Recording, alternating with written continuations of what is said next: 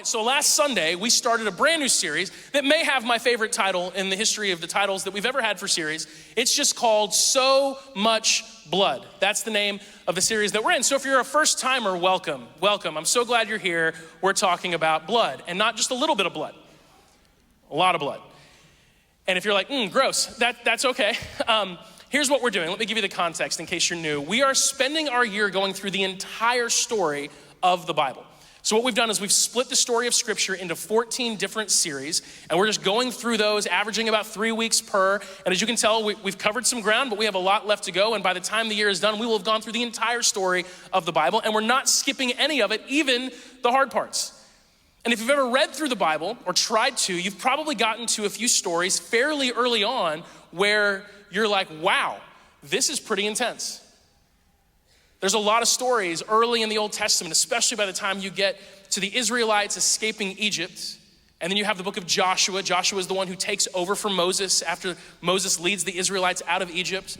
And then there's the book of Judges and the Kings and all these stories. And a lot of the stories are stories of war, bloodshed, violence. And it can be really hard for us to reconcile those things, those concepts, to this loving Jesus that we serve and we sing about, this Prince of Peace. And what we've talked about, what we talked about last week, is that it's important for us, number one, to have a mature faith. Even if you're very new in your faith with Jesus, or you're just kind of figuring that out, I imagine that no one would say, yeah, I think I might want to follow Jesus one day, but if I do, I just want to have like the basic knowledge. I don't want to be like, I don't really want to know anything. I want to be like an ignorant follower of Jesus. That's what I'm really going for. I've never met someone who says that. I know so many people who will even share, I have a hunger to know God better. I have a hunger to understand Scripture, but there's parts of it that I just don't understand. I have a hard time with. And if you've ever been there, or if you can relate to that, that's one of the reasons that it's so important for us as a church not to skip the hard stuff. Because these stories of war and violence and bloodshed in the Bible, they're not blemishes on God's resume. They're not these moments that God looks back on and goes like, ooh, I really wish I could go back and do that differently. They teach us very important things about God, about the nature of the world. And as we talked about last week, they really show us pictures of Jesus and the necessity of Jesus and his sacrifice for us. So they help us see him more clearly. These are really important stories.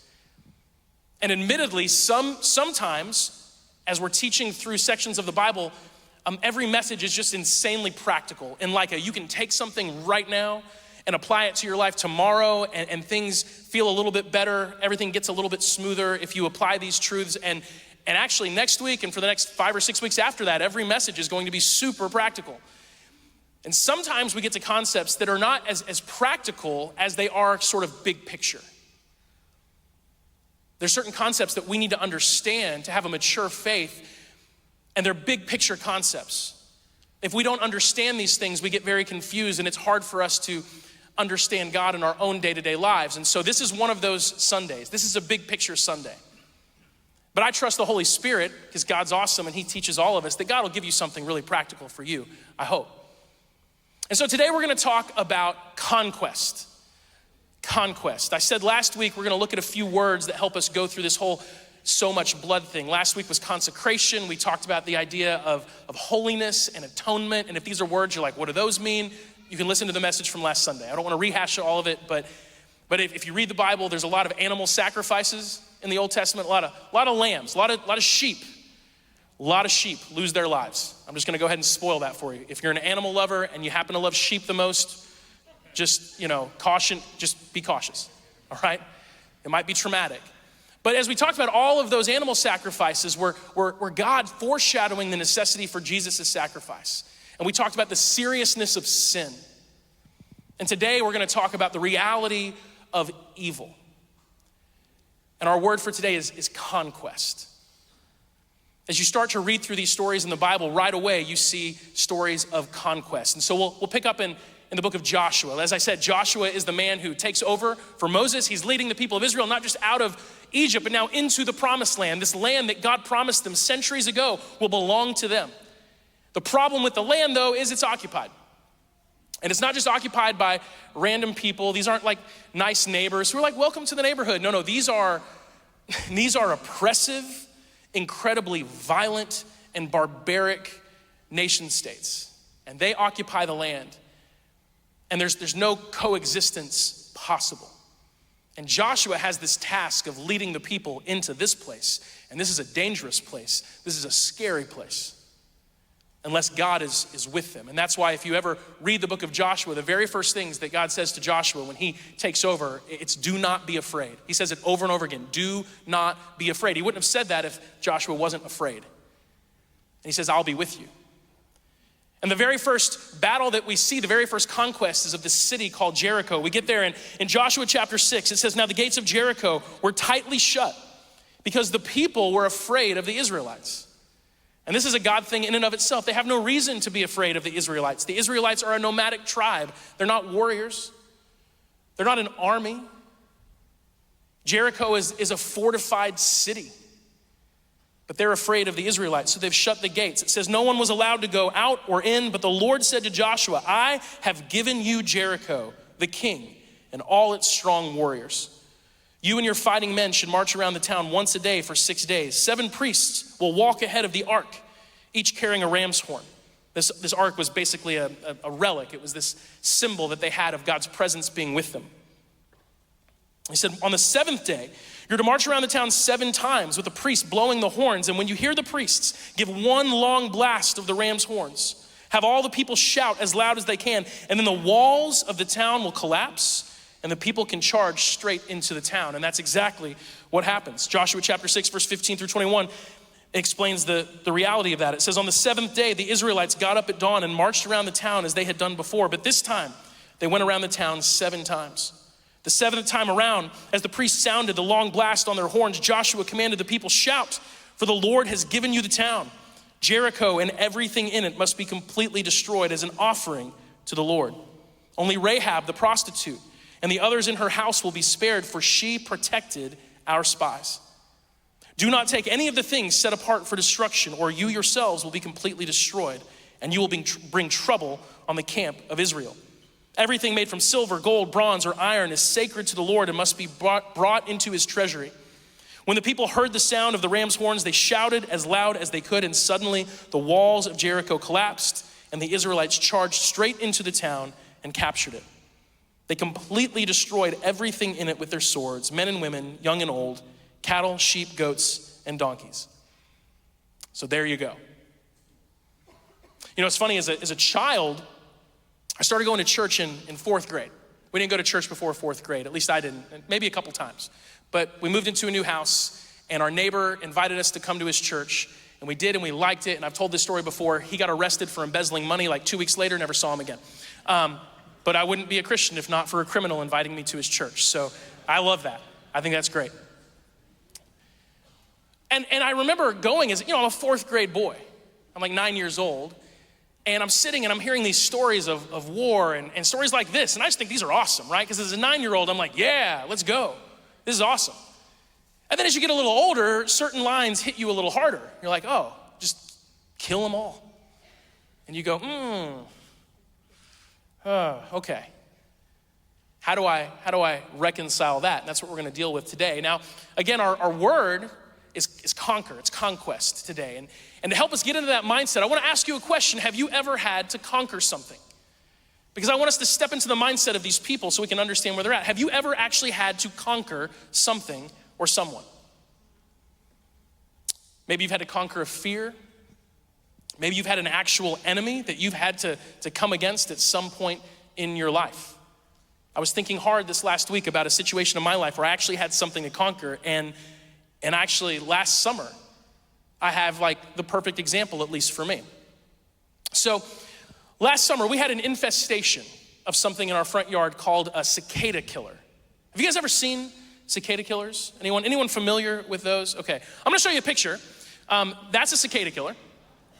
They are very large, like wasp, hornet looking things. And what had happened is the summer before, 2 years ago, we had like a few in our yard. And they're not super aggressive. They're large, so they're more intimidating to look at than you have to be like afraid of them, but I just sort of left them alone. What I didn't realize is 2 summers ago, they were building nests. They burrow into the ground and they lay eggs. And so last summer, like early June, I walk outside one day and it's like, it was insane. There's 30, 40 just buzzing around my front yard, just everywhere. And our kids wouldn't go outside and play. And it's really hard to look at like a 4-year-old and be like, they're probably not gonna sting you, bud. Just go out there, don't worry, you know? That's not how it really works, right? And my youngest, Eli, God bless him, like we have to carry an EpiPen with us because he is super allergic to stings and bug bites. Like if a mosquito bites him, he like swells up. And so, you know, I'm like, I gotta get rid of these. And I start looking up how to do it. And one option is to pay a professional, right? Which is probably the smart thing to do, but I'm like, no, this is my territory, this is my property, and I will defend it for my family. And also the professional is pretty expensive. So I go on YouTube and I'm like, YouTube teaches you anything you need to know. So surely someone has had this, and I find this video. And I watch it, and Megan finds me watching this. She goes, Justin, surely you're not thinking of this. And I go, it looks pretty viable to me. And there was this dude, and I'm gonna go this way with the camera because I know you guys, I'll be unpredictable. There was just this video of a guy who had a racquetball racket, like a badminton racket, you know? Badminton, that's what this is. And he's just in his backyard just whacking these things. And to be honest, it kind of looked fun. And so for an entire month, I had a multiple time per day routine of going out into my yard with this. And I got good at it. Like the first few days, I almost threw my shoulder out of socket because it was crazy. But I got to where I'd come in the house, and I mean, my wife, my poor wife, like she's awesome. But I come in the house all excited, like I got five. And I started keeping a tally. I'm not exaggerating. I'm not lying. I killed over 100. And so I'm coming in every day, like I got 3 more. And I got to where like I was efficient. I'd see a few buzzing around. I'm like, I'll be right back. She's like, Justin, please, we have neighbors. Like we live in a cul-de-sac. And what I found that there's a certain strategy, and it's that you gotta be like this. You gotta be in a ready position, okay? So you're sort of like, but you gotta move very slow. So you see them, you find where they sort of hang out, and you move like this. And I learned that you don't need a backswing. Their middle sections are very small. You hit them hard enough, they either get stuck in this or they just split in two. You don't have to rear back because that gives it away. So you just sort of go here, and then there's just this flurry of like that, you know? And sometimes you get them on the front, sometimes you get them on the back, and they're just going everywhere. And you have to imagine what my neighbors think. Like, because I do this multiple times a day, and then sometimes I'd even see one and I just wave, you know, like this. And there's no way from far away they can see the actual things I'm swinging at, right? If you live 300 yards away, you can't see those. You just see me out in my yard like an insane person. Just like that, multiple times a day. They're like, isn't he a pastor? Like, he is. I think he thinks there's demons or something in his yard. I don't know. He's one of those pastors. But I got good at it. I killed over 100 with this exact badminton racket. This is the one. And then I learned that not only do you have to kill them, because they just kept coming. I mean, I would think, Megan, I think we're done. Because I killed, you know, by the time I got to 50, I'm like, come on. And then we went out of town for a week. And I told Megan, when we get back, I'm gonna really find out how well we've done. And she's like, please stop talking about this thing. You're obsessed with it. I've heard about it every day. And I know, but when we get back, I think we're gonna be amazed. Maybe there's 1 or 2. We get back, nope, 20. So I do more research. I'm like, oh, you can't just kill the ones that are flying around. You have to find their nests. And so that doesn't really show up until mid to late summer. Huge holes in the ground. And I find a bunch of them. And I read online what you're supposed to do is get ammonia and dilute it with water and then pour that with a funnel into the hole so you don't kill your grass. I learned that the hard way because I did kill some grass. And but it's fine. And so, man, I was like, I'm not messing around. I'm not gonna dilute the ammonia because I don't want any chance of these things coming back. And so I'm finding holes all over our front yard. And I'm excited. I went through, I think, 5 gallons of ammonia over the course of the summer. And I'm like I don't know how many times, maybe one survived. I'm not dealing with this summer. So I'm just like pouring it in the next day, pouring more, and it goes great. And so far, I've not seen one, but we're really gonna find out in a couple weeks. But then, about a month ago, my wife comes to me, and she loves gardening. My wife loves that. She's really gotten into it, and so all of the plants in our yard, really, they're important to her. And there's this tree in our front yard. And she's like, have you noticed the tree in our front yard? It is dead, like dead. And I'm like, really? Are you sure? And I go out, and it is dead. And she said, do you have any idea what could have done that?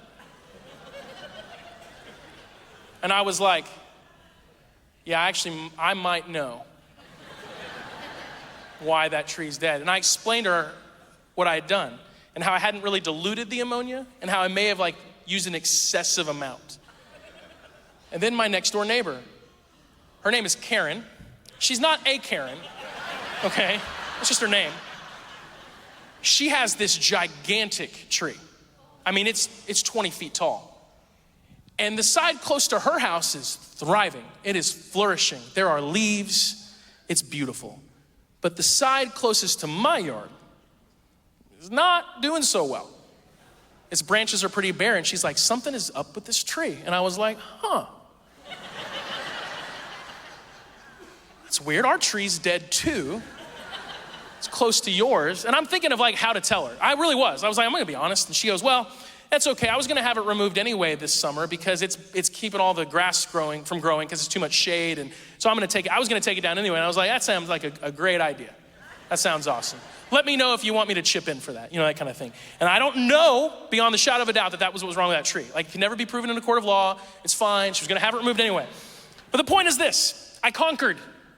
I destroyed. Those cicada killers, it was a massacre. And yes, there were some innocent bystanders. There was some collateral damage. A few trees had to be sacrificed. But hopefully, and we'll find out soon, those things are gone.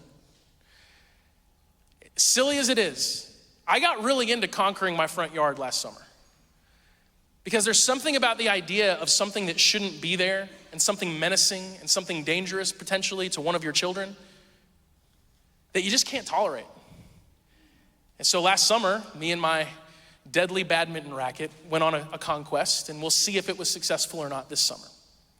As you read through the Old Testament, you read these stories of conquest, and unfortunately, it's not cicada killers.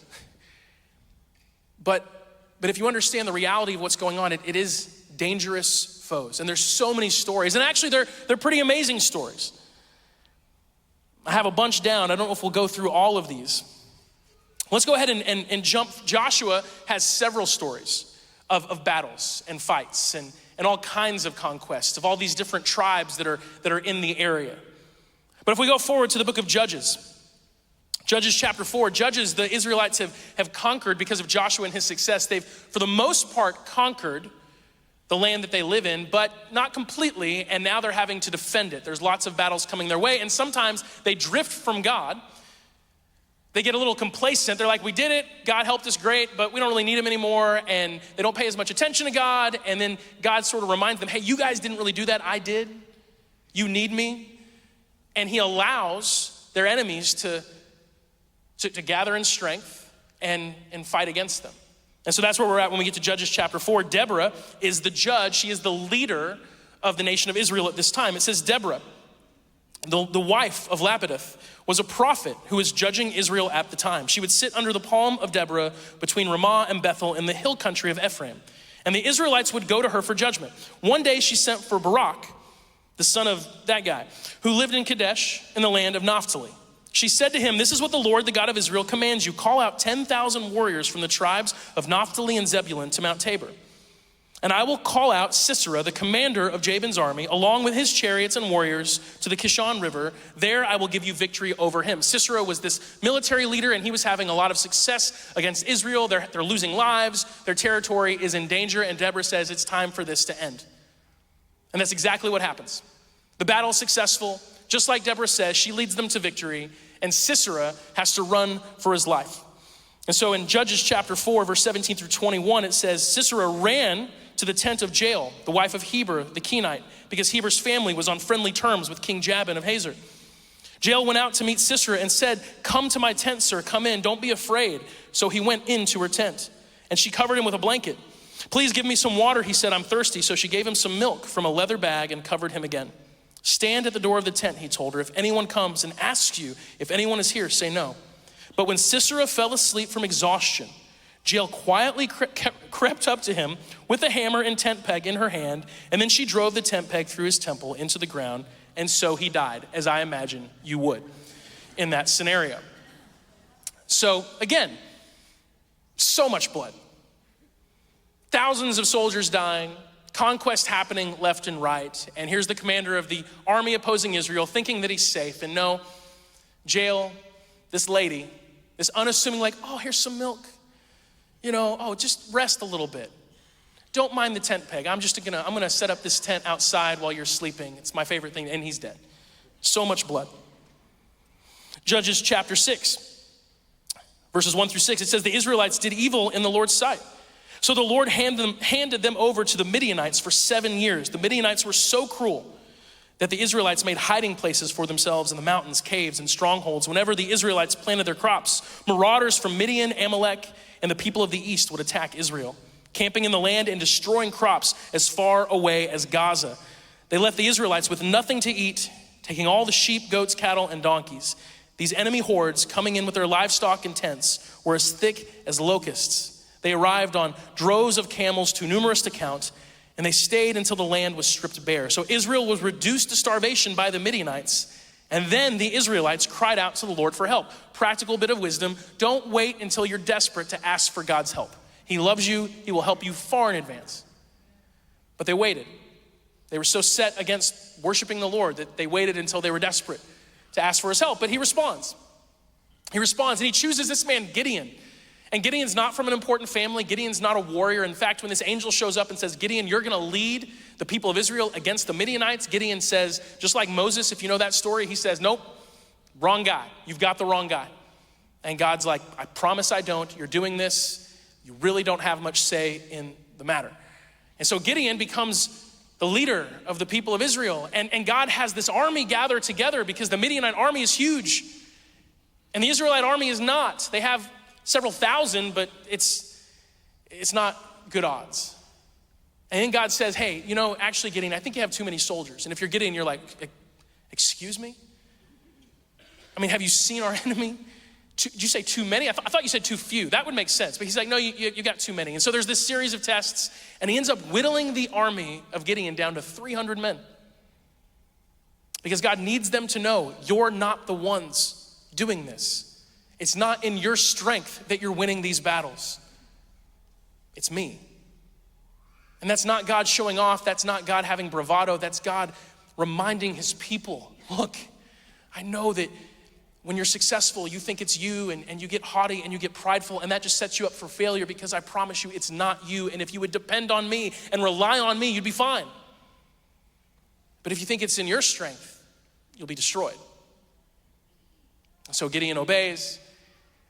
And they come up with this interesting plan. He takes his 300 men, and he splits them into 3 groups, and they surround at night the camp of all the thousands upon thousands of soldiers they're gonna have to fight against the next day. And they each carry with them these jars and these lanterns that have light. And we find out in Judges chapter 7, it says it was just after midnight, after the changing of the guard, when Gideon and the 100 men with him, again, there's 2 other groups of 100, reached the edge of the Midianite camp. And suddenly they blew the ram's horns, they broke their clay jars, and then all the groups blew their horns and broke their jars, and they held these blazing torches in their left hands and the horns in their right hands, and they all shouted, a sword for the Lord and for Gideon. And each man stood at his position around the camp and watched as the Midianites rushed around in a panic, shouting as they ran to escape. And when the 300 Israelites blew their ram's horn, the Lord caused the warriors in the camps to fight against each other with their swords. Those who were not killed fled to the places as far away as Beth Shittah near I can't even say that word, to the border. You know what? They ran away. They ran to all kinds of different places. And then Gideon sent for the warriors of Naphtali, Asher, and Manasseh, who joined in the chasing of the army of Midian. Gideon also sent messengers throughout the hill country of Ephraim, saying, come down to attack the Midianites, cut them off at the shallow crossings of the Jordan River at Beth Barah. Now just imagine, you're Gideon's army.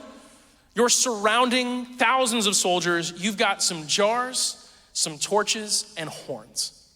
Not exactly standard military issue, right, for a battle.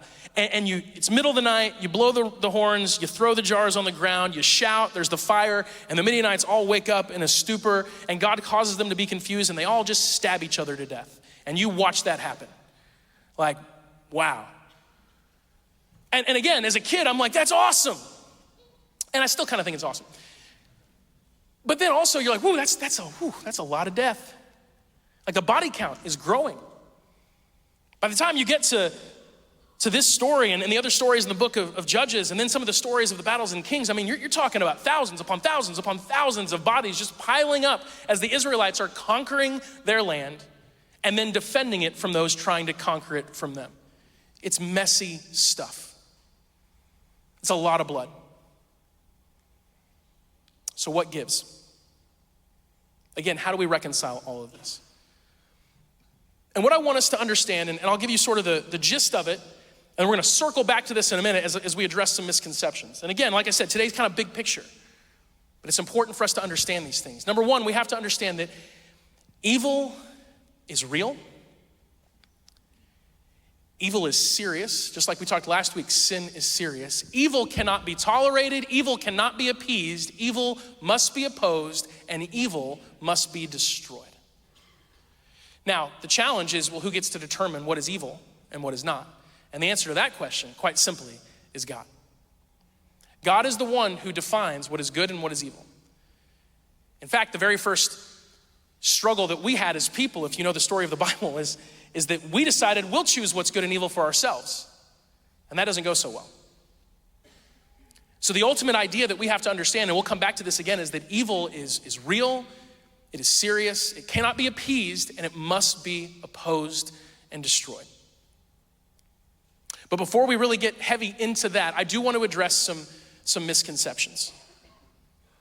Because a lot of people will use stories like this. A lot of people who are maybe trying to poke holes in the legitimacy of our faith will use stories like this to essentially say that if you follow Jesus, that means that you're endorsing this, that you think this is good. And that's not true at all.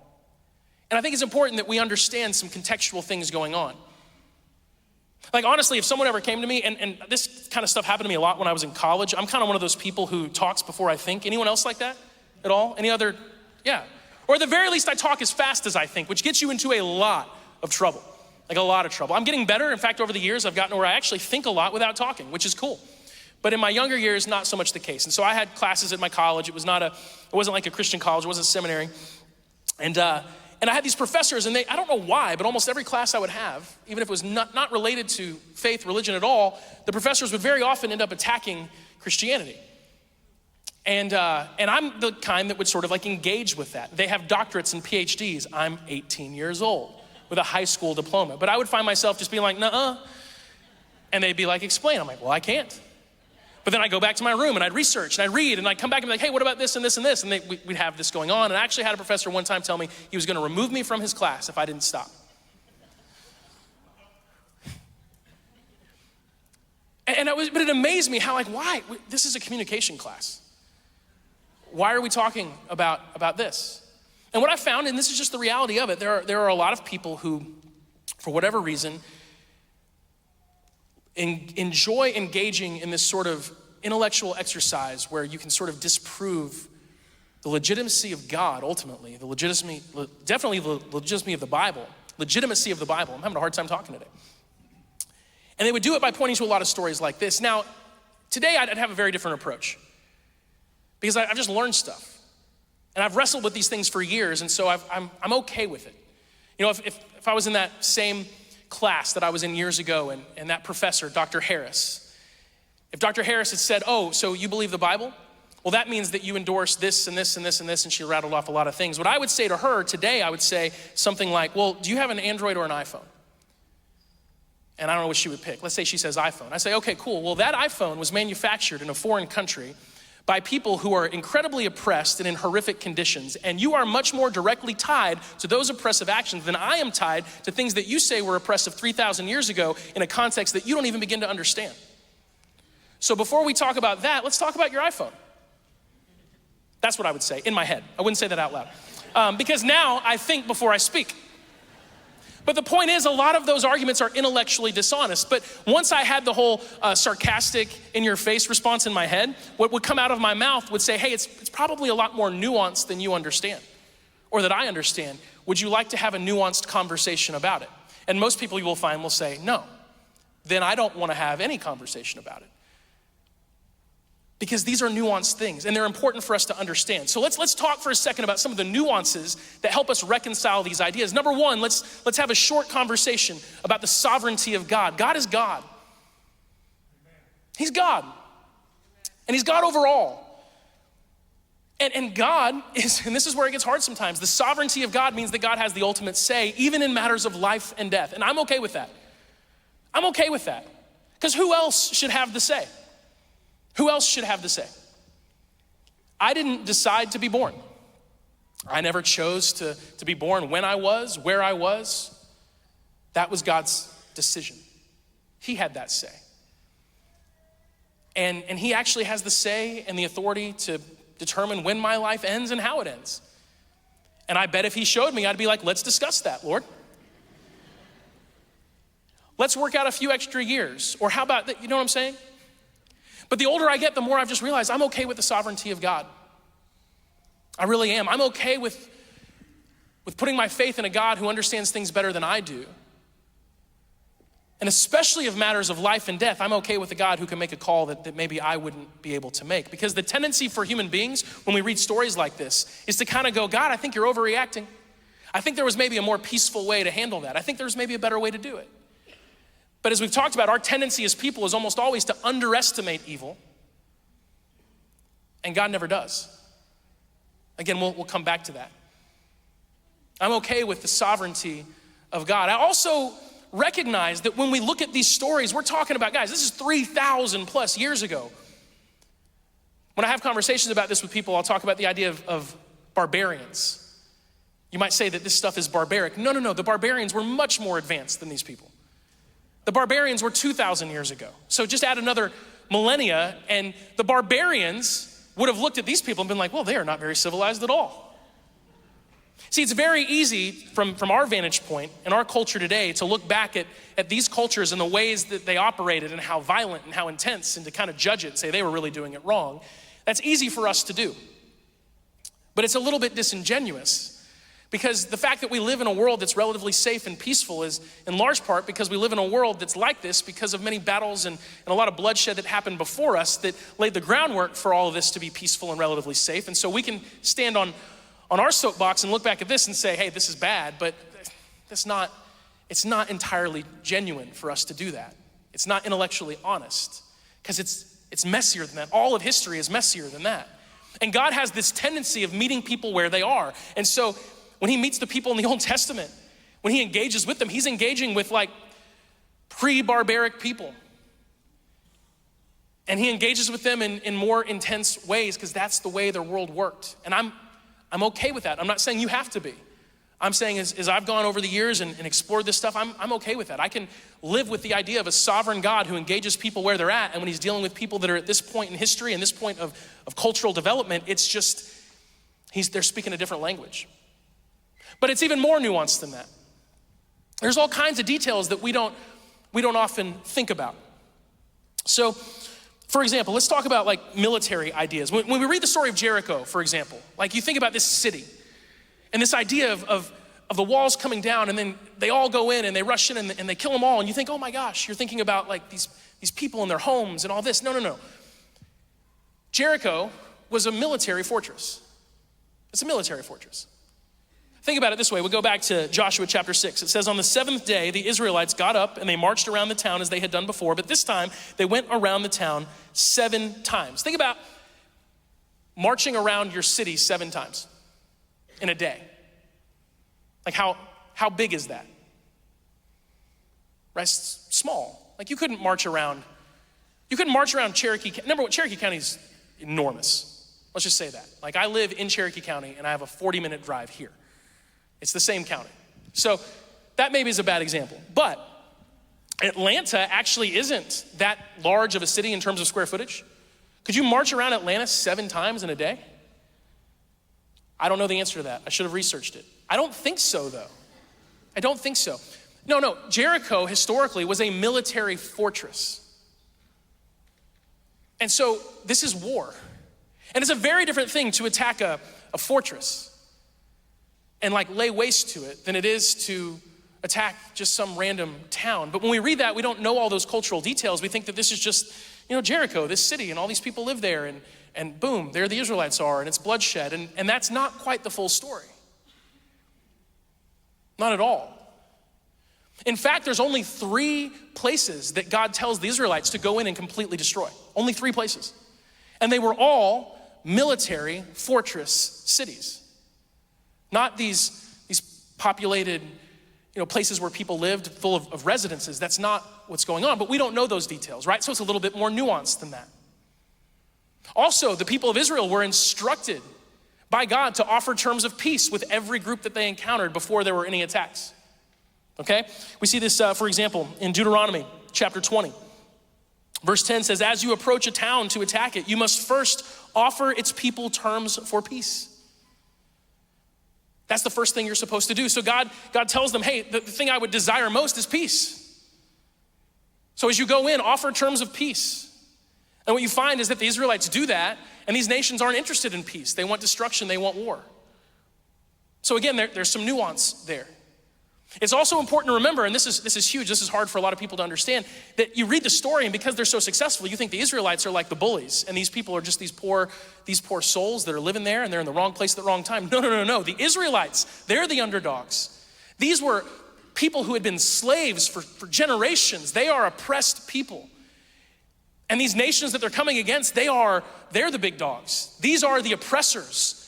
And if you study the history of these groups of people, you find that it's atrocious. We are talking about warmongering, oppressive groups, and we'll get into that in a second, just in ways you can't even imagine. So it's not that the Israelites are these sort of big bad bullies coming into the land picking on the little guys. It's the opposite. They're the little guys. They're the underdogs. And these other nations, they're so much more powerful. So again, there's a little bit of nuance. There's all of these little details that come together to paint a little bit different of a picture than just God saying, hey, just go and wipe these people out and don't pay any attention to who they are or what they've done or who's in front. Just go, just kill them all. That's not the story. And I'm not trying to say that there's not violence or bloodshed and that it's not hard. I'm just saying that it's often more nuanced than we think. In fact, I read this quote. And this is from a really cool website called The Bible Project, from a blog post that they had on this. Here's what it says. The author's name is Andy Patton. He said, most readers imagine that God commissioned his nation to vengefully wipe out an entire nation of Canaanite men, women, and children. However, a deeper reading reveals that the reasons for the conquest were more complex, the scope of the destruction was smaller, and God's mercy was present throughout. And again, I'm not saying, oh, it's all neat and tidy and here it's easy. No, it's hard. So much blood stuff is hard, but it is more nuanced and there's more details than we often know. And what we find is that if we study those things and we understand it, it becomes a little bit easier to deal with, at least for me. One other little piece, and I think this is important. Sometimes we read interesting things where it will say that, and they wiped out every man, woman, and child. Have you ever read that in these stories, that language? If not, you're like, I didn't know that was in there. Thanks for telling me. You've ruined my life. No, like it says, and they went in, they wiped out every man, woman, and child. I'm like, well, that's a little bit, The children? Well, let me give you an example of something interesting. Joshua, chapter 10, verses 36 and 37. It says, from Eglon, Joshua and the Israelite army went up to Hebron and attacked it. They captured the town and killed everyone in it, including its king, leaving no survivors. They did the very same thing to all of its surrounding villages. And just as he had done at Eglon, he completely destroyed the entire population. You're like, okay, wow. But then in Joshua 15, just a few chapters later, it says, the Lord commanded Joshua to assign some of Judah's territory to Caleb. So Caleb was given the town of Kiriath Arba, that is Hebron, same place. Same place it said in Joshua 10 that the entire population was destroyed, which had been named after Anak's ancestor. Caleb drove out the 3 groups of Anakites, the descendants of these other people from that place. If you're like, is he skipping all the hard names? Correct. I guess I do skip the hard stuff sometimes. I'm sorry, I just realized how, and I said I don't skip the hard stuff unless it's a hard to pronounce word, and then that's a different thing. But Well, it said that the entire population was wiped out, and now, just a few chapters later, he sends Caleb there, and Caleb has to drive out these people, which, by the way, is the main language of Joshua and Judges. It's not kill, it's drive out. It's drive out. So what gives? I thought the whole population was destroyed. And what you have to realize is when you read these stories, you're reading literature. And just like we have idioms, we have sayings in our world that sort of exaggerate things, they were the same way. And there's been a lot written about this. You can read about it if you want to. It's kind of nerd stuff, but we say things all the time that don't mean exactly what we say, especially like in sports.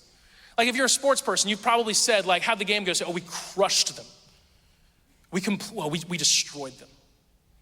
And if someone had no context for sports, they didn't know what happened, they would think, oh my goodness, those poor people. And what they would find is like, what does that mean? Oh no, we beat them by like 25 points. Oh, so they're alive and fine? Correct, right? We have all kinds of sayings. Like if you ever tell someone, I want you to search every nook and cranny, leave no stone unturned. You don't mean that you want them to search every nook and cranny. I'm gonna be honest, I don't even know what a cranny is. Does anyone know? Does anyone know what a cranny is? If I told you, go to the nearest cranny, could you find it?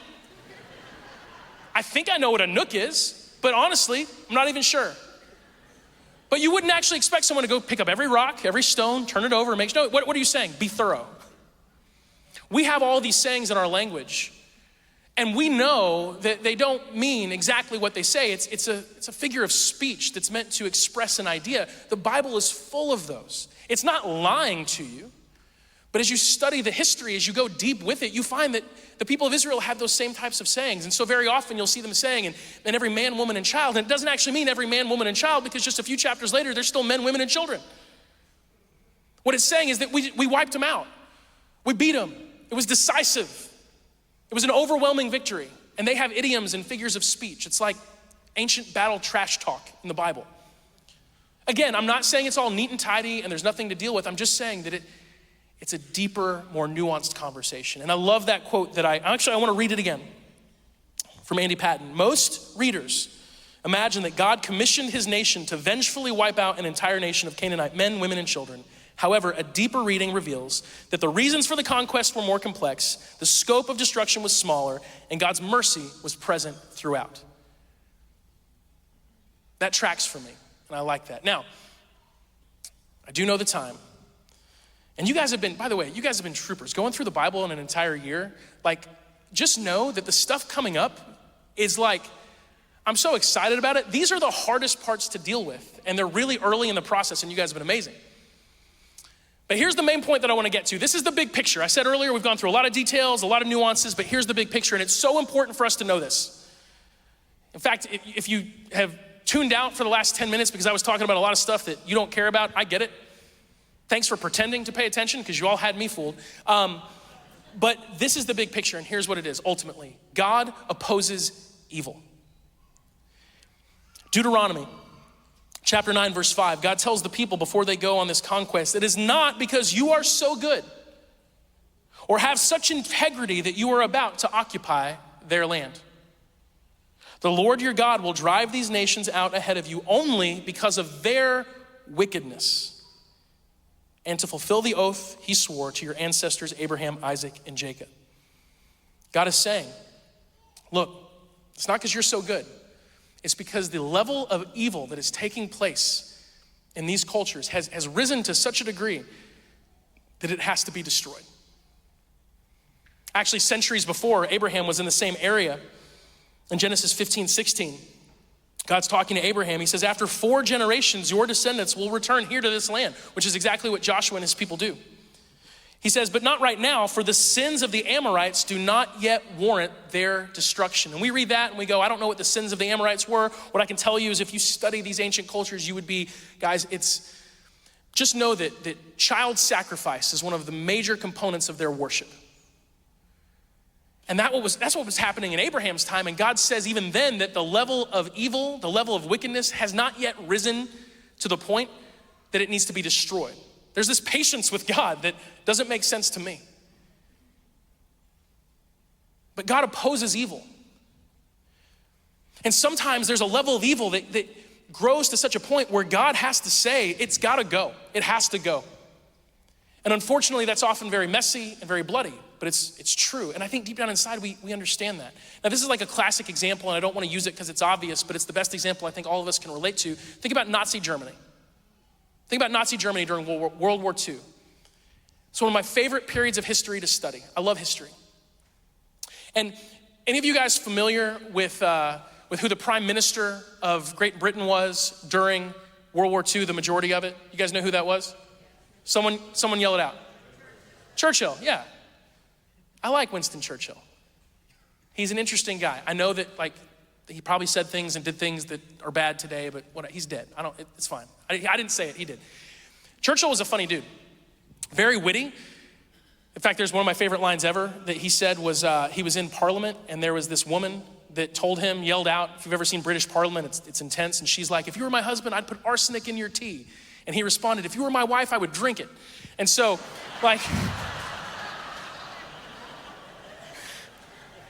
Churchill was a fighter. Churchill was a fighter. He had a lot of flaws, but that man was uniquely wired to fight against Hitler's Germany. Uniquely wired. Wouldn't back down from anything. Now, a lot of people said Churchill. Does anyone know who the prime minister of Great Britain was before Churchill? In the early days of World War II. Chamberlain. Smaller number of people, right? Not as famous. And here's why. Chamberlain's approach with Hitler was far different than Churchill's. Churchill said we have to fight them, we have to stop them. Chamberlain, and understandably because they weren't that far from World War I and no one wanted war again, Chamberlain said maybe we can appease them. That was Chamberlain's strategy with Hitler. Let's appease him. So Chamberlain had many meetings with Hitler and basically said, look, Adolf, if we let you take over this territory, will you stop there? And Hitler would say, yes. And they said, okay. And so they allowed Hitler to take territory without anyone fighting back. These other places that he was capturing, they would say, please help. And they would say, no, we're gonna let him take it because he's promised us that he will stop. Evil never stops. Evil is never satisfied. You cannot appease evil. It has to be stopped. It has to be fought against. It has to be destroyed. And you know, it's funny because I know a lot of people who will read these stories in the Old Testament and be like, man, I really think that God really overreacted. I've never met someone who, when asked about Nazi Germany, says, you know, I really think we overreacted to Nazi Germany. I think we should have just talked with them. Or, no, you recognize when you know the history, you know about the concentration camps and the level of persecution and evil that went on there, you're like, yeah, that had to be stopped. And many people lost their lives for that on both sides, but history would look back and say it was a worthy price because that could not be allowed to grow. God opposes evil. And ultimately what he says is these nations that are fighting against, it's not like he just likes the Israelites and these people are at the wrong place at the wrong time. He says, no, these nations, these cultures have risen to a level of evil that God cannot tolerate. And that is so important for us to understand big picture. Because we've all had at times in our lives, and if you haven't, you might have this happen. I hope it doesn't happen, but it probably will. Your life will be affected by evil. There is evil in this world. And many of you have experienced it. And I have sat with families who have had loved ones tragically taken away from them because of acts of evil. And I've seen the pain and devastation that causes. I've been in the room. And it's so important in those moments to know that our God does not tolerate evil. Because if he tolerated evil, he wouldn't be good. And it's so important for us to know that our God does not appease evil. Because if he appeased evil, he wouldn't be good. And so big picture, just like last week we said big picture, we have to understand that sin is serious and it must be dealt with and it must be atoned for. Evil is real. And it cannot be appeased and it must be opposed. And our God is so good that he will fight evil. And it is vital for us to know that and understand that about God, because one day when evil affects you, you can know that God will oppose that. In fact, at this time, and this is a little bit odd, we're gonna wrap up. Worship team, you guys can make your way out, but we're gonna take Lord's Supper right now, and I got a few things to say after we take Lord's Supper. And by the way, if you're new, we do this every week, usually right at the end of the message. Sometimes we mix it up. There's bread and juice in the back, but I want to take this like 95% through the message just to give you I'm looking at the clock, I know. 95% there.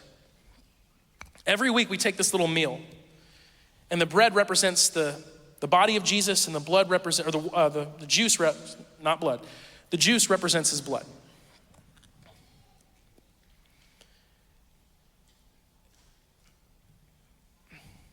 When Jesus died on the cross, he said, "It is finished." It is finished. Then he breathed his last breath and he surrendered his spirit. That's what the Bible says.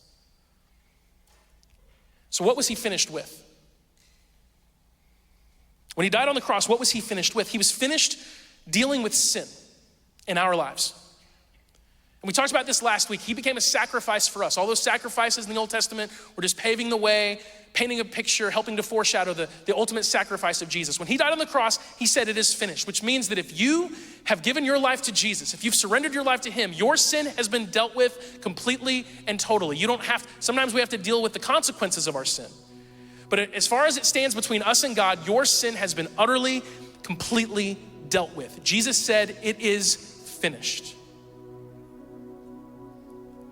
And so let's take a moment, let's thank him for that, and then we'll continue for there. And we're gonna do this all at one time today. So Father, we thank you for this piece of bread and this cup of juice and what it all represents. Your body broken on the cross and your blood spilled as an atoning sacrifice for our sin.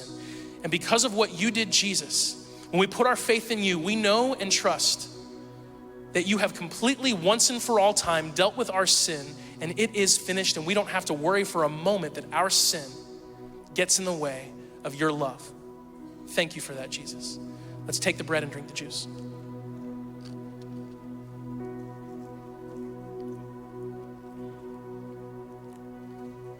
Now, the reason I wanted to do that there and focus on it is because when Jesus says, "It is finished," he's talking about our sin in terms of our relationship with him, but he's not finished with the world. Because if you continue reading, it's clear that Jesus says he will return. And Revelation talks about that. We'll get to that at the very end of the year, but Revelation chapter 17, verse 14. It talks about the forces of evil coming against Jesus in the end times, and whatever that looks, however that means. And it says, they will make war on the Lamb, Jesus being the Lamb of God, and the Lamb will conquer them. For he is the Lord of lords and King of kings, and those with him are called chosen and faithful. See, the reason Jesus returns in part is because while he is finished dealing with our sin, he is not finished dealing with evil.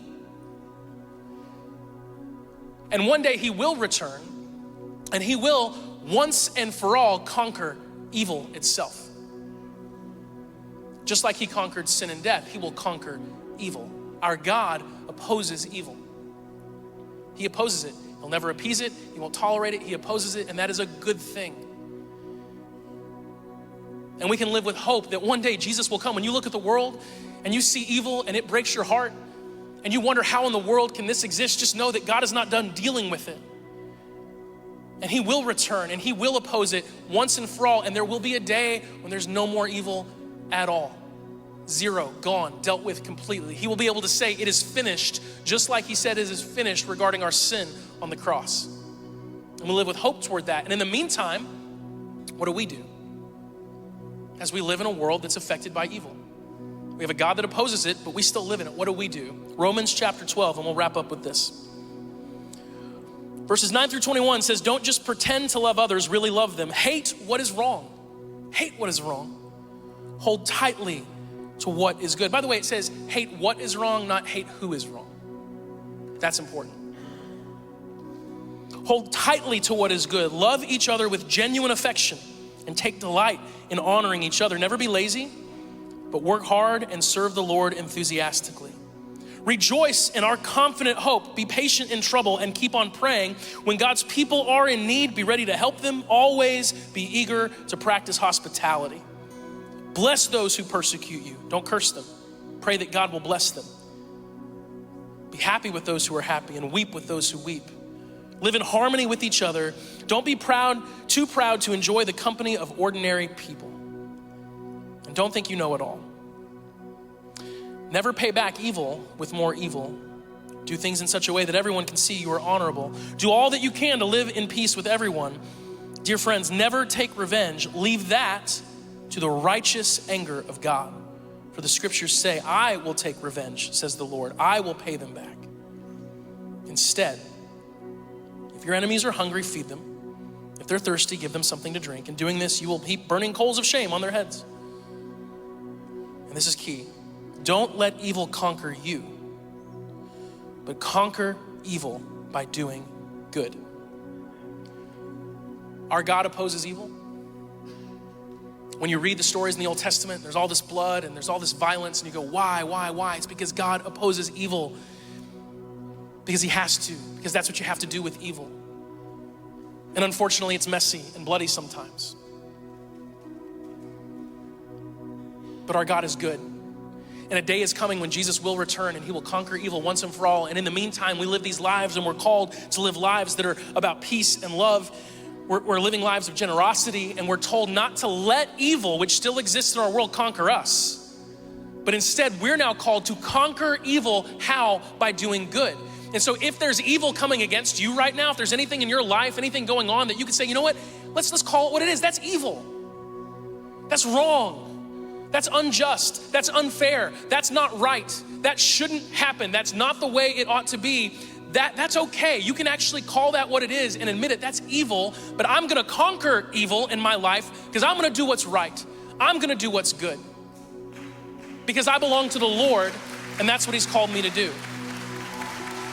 So day by day, we conquer evil by doing good. And we just wait patiently and longingly for the day when Jesus returns and conquers it once and for all. And we live with hope for that. And that's the ultimate takeaway of so much of the bloodshed in the Bible, is that God fights against evil.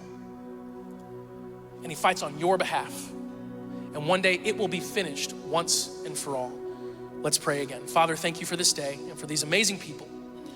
And Jesus, we do thank you that you oppose evil. We love you so much. And Lord, I've just realized that I forgot to communicate the timing of the people getting baptized to get into the tank, and they've been sitting in there for a while. And I really hope that the water is warm. But ultimately, Lord, we love you. We're grateful, so grateful for your love, your holiness, your goodness, and we are grateful that you are a God who opposes what is evil. Thank you, because we need that. We need you. And Jesus, please come back soon. Amen.